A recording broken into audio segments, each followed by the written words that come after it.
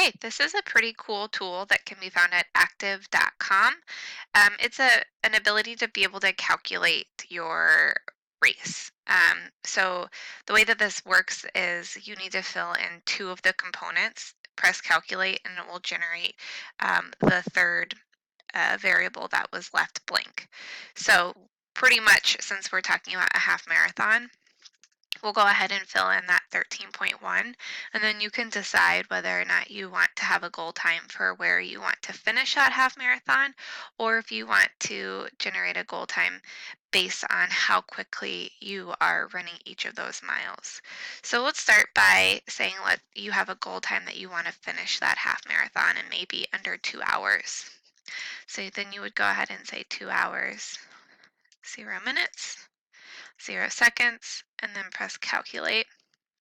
And from there, it would generate a pace that you would need to be running in about 9 minutes and 10 seconds per mile to be able to finish that half marathon in under 2 hours.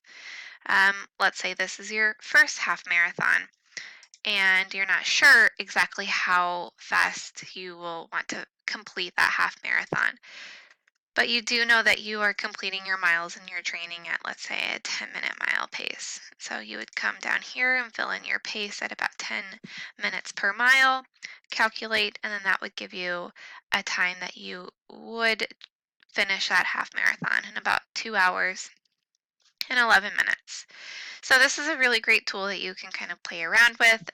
It can allow you to create a goal time. It can allow you to kind of see some ideas of what types of paces you might need to have in order to hit a specific goal time. And also another thing to keep in mind is that on actual race day, you're probably going to run a little bit more quickly than you are when you do your training runs. As you're doing your long training runs, you're typically going to run those significantly slower because you're trying to build your body to be able to run that distance.